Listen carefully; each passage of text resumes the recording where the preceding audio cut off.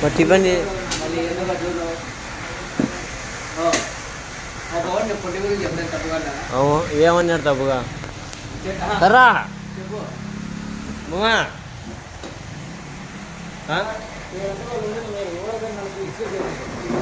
నేను చెప్పిన షాప్లో ఎవరో హుషారుగా ఉంటారో లేదో తెలియదు కానీ పొట్టి హుషారుగా ఉంటారన్నా లేదా